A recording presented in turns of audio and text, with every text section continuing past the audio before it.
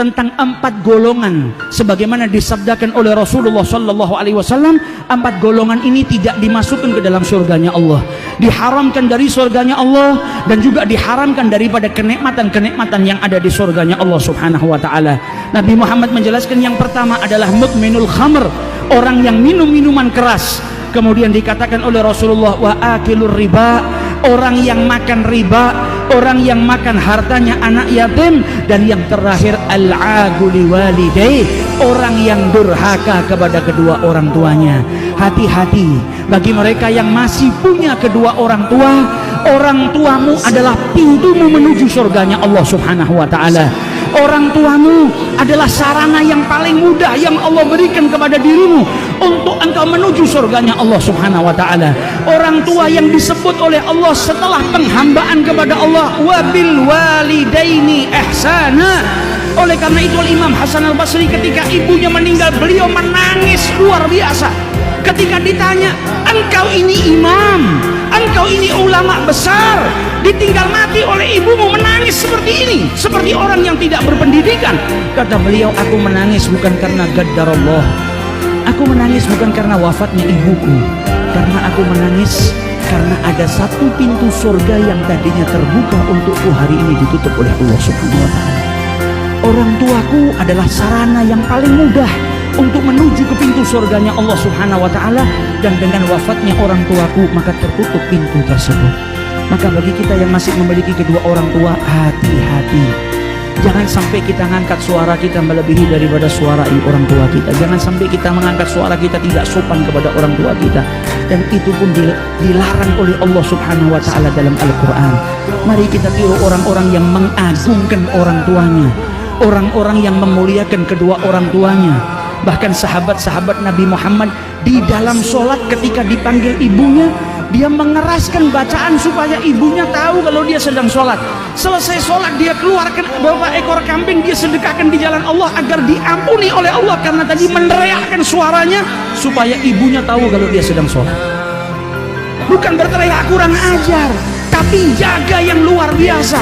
Sayyidina Hasan bin Ali bin Abi Thalib tidak mau makan dengan ibunya Fatimah, sehingga Sayyidah Fatimah bertanya, malaka ya Hasan, kenapa engkau wahai Hasan tidak mau makan dengan ibumu? Maka kata Hasan, wahai ibu, saya takut kalau saya mengambil makanan yang kau ingin makan, sehingga akhirnya saya tergolong sebagai anak yang durhaka kepada kedua orang tua.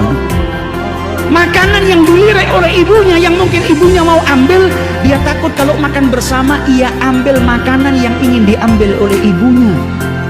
Mereka orang-orang yang hatinya hidup, mereka orang-orang yang berjuang untuk mendapatkan kemuliaan daripada Allah subhanahu wa ta'ala. Maka dari itu kesempatan bagi kita yang masih memiliki kedua orang tua, muliakan, cintai, berbaktilah kepada kedua orang tua agar kita mendapatkan surganya Allah subhanahu wa ta'ala. Kemudian dilanjut oleh beliau, dan orang yang lagi dilaknat oleh Allah subhanahu wa ta'ala dan tidak akan dimasukkan ke dalam surganya Allah subhanahu wa ta'ala adalah orang yang memutus tali silaturahmi. Berapa banyak akhir-akhir ini kita lihat, gara-gara perbedaan pendapat seseorang memutus tali persaudaraannya, seseorang memutus tali silaturahminya hanya karena permasalahan-permasalahan duniawiyah. Ketahuilah, orang-orang yang memutus tali silaturahmi, memutus persaudaraan, mereka dilaknat oleh Allah subhanahu wa ta'ala, wa iyadzubillah. Bahkan Nabi Muhammad diriwayatkan oleh Al-Asbahani, ketika Nabi duduk beserta para sahabatnya, Nabi berkata kepada orang-orang yang duduk bersama beliau, la yujalisuna al-yawm qati'ur rahim.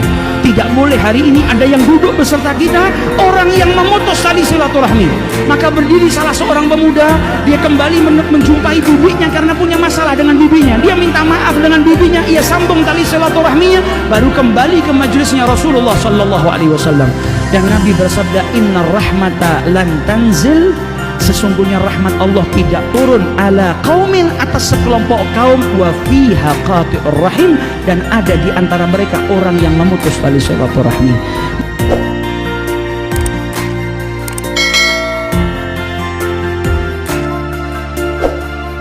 Maka jadikan bulan Ramadan ini bulan persaudaraan. Jadikan bulan Ramadan ini kita sambung kembali saudara-saudara kita yang mungkin memiliki masalah dengan kita, yang salah dengan kita, kita maafkan.